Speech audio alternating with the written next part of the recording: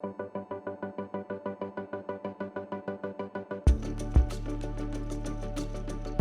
everybody. I'm Fotis Karonis. I'm the Chief Technology and Information Officer of BT Enterprise and 5G Executive Advisor. It's a pleasure for me to be talking to you, Sunny. We are partners in communication services.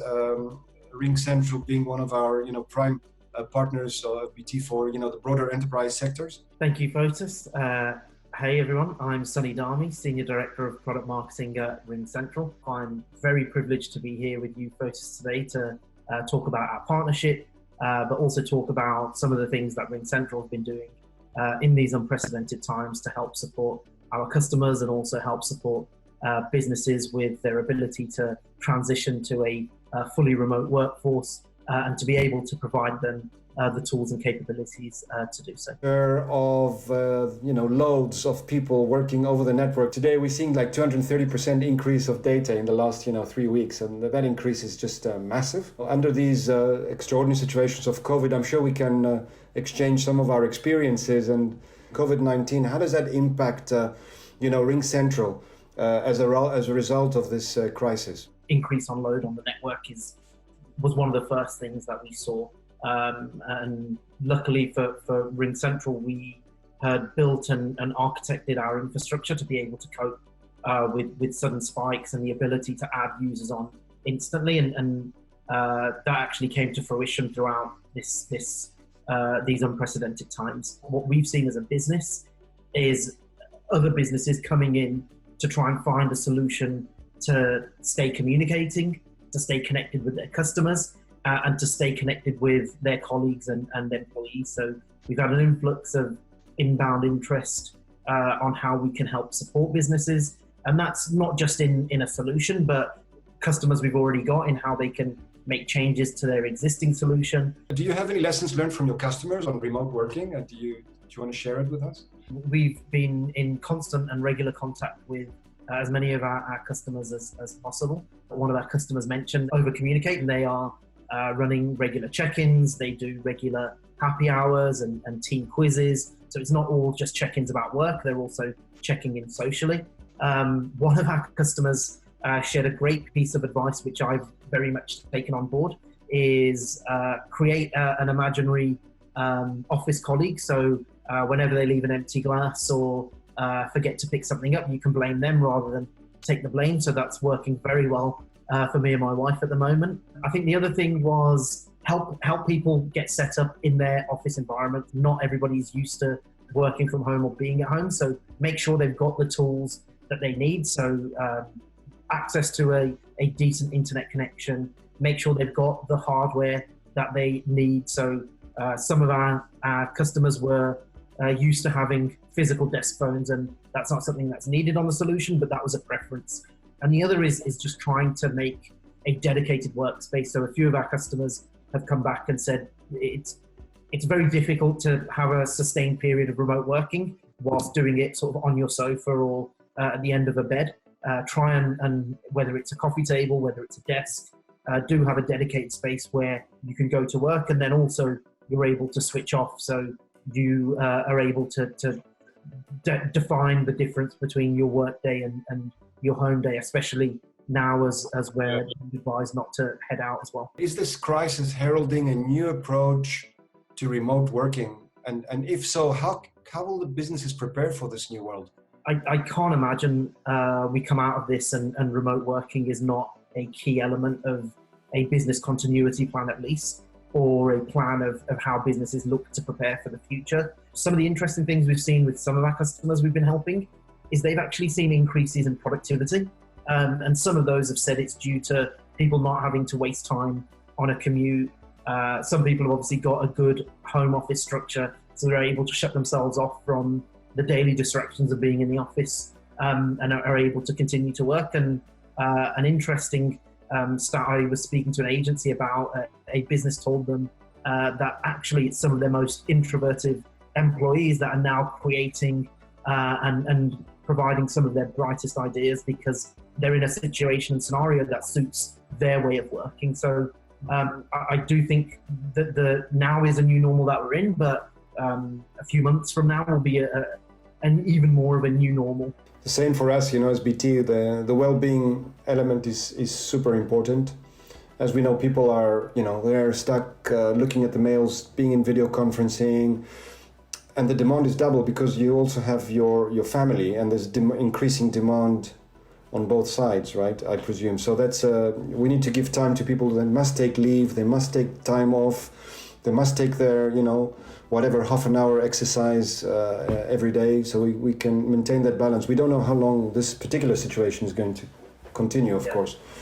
But it's true that for future proofing, remote working, it needs some sort of other types of ways of working at home and living at home, that we need to ensure that balance is in place. What are these sort of challenges that you're going to face now? I think change management is probably one of the most difficult elements of this whole situation that we've had to face. And our professional services team have been on video conferences, running webinars, on the phones, speaking with other businesses to try and train them and support them on how they can make this transition to being fully remote. But as we go into the future, and when we're back in offices and back sort of freely traveling, our professional services teams will be able to put that experience to even stronger use and help businesses put those business continuity plans in place, and we'll be able to support them not only on the RingCentral network, but also on BT Cloud Work. Sunny, that's very important, and especially thinking that the whole sort of the country, the corporates, the public sector, the NHS are highly dependent now. There's two very important things. It's scale and reliability, right? Could you develop a little bit about that, and why our collaboration to make BT Cloud Work a very substantial, reliable product is facilitated by using RingCentral? Scale and reliability are two key concerns when looking at new services, and even more so with the cloud. We've invested very heavily in our infrastructure, so much so that we run on an active infrastructure. The work that we've been doing with BT is making sure that traffic on BT Cloud Work can be prioritized on BT networks, making sure we provide the best use of our service across the BT network, and obviously BT have got the opportunity to be able to provide ancillary services more than just the BT Cloud Work service, and when you can leverage the depth and breadth of knowledge and skills that BT are able to provide, it makes the RingCentral product even stronger and even better. I agree with you. And on some of the security things, we always need to take care about, working from home, bringing our, work environment at home.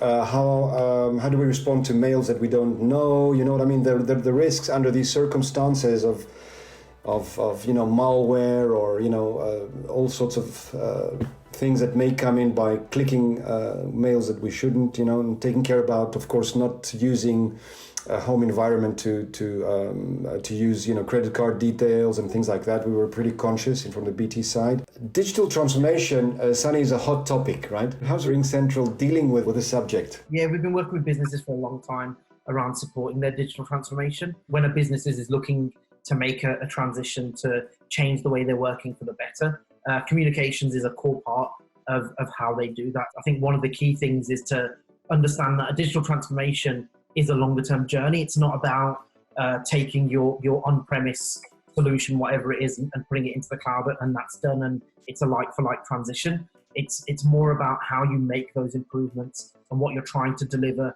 in terms of whether they are improvements for internal communications and internal productivity, or whether they are improvements for your customer experience and how the customer interacts with you directly. So understand what that complete journey looks like. And I think digital health would be a very, very substantial area of support that we can provide to perform that digital first healthcare at scale. Yeah, I completely agree. I think healthcare is definitely an industry which is going to be shaken up by digital transformation even faster now. And even before COVID, we were working with healthcare businesses who are looking at providing sort of video appointments and what they can do. But education is also another vertical where remote learning is really important right now. And there is also an opportunity for a whole host of new businesses to be born with potential new opportunities within some of these new verticals. So I think financial services is probably also one of those businesses which traditionally hasn't gone through a full digital transformation right now, and this may prompt them to do that a little bit quicker. And I think a couple of the industries which are struggling the most, which are probably travel and retail, will also need to find ways in which they can leverage technology to try and pivot and provide a different type of service or product. Yeah. Sunny, I really appreciate our discussion. Definitely, we feel that we are really supporting the country, but also supporting our customers across our everybody working from home, or the industries, or above all the National Health Service. Definitely, thank you, Fotis. Really appreciate the time to speak with you. And as you mentioned, I think we're hoping that we can continue with this strong partnership and to help businesses and individuals with what they're doing. And really appreciate your time and really enjoyed the conversation. So thank you, Sunny. Good to see you.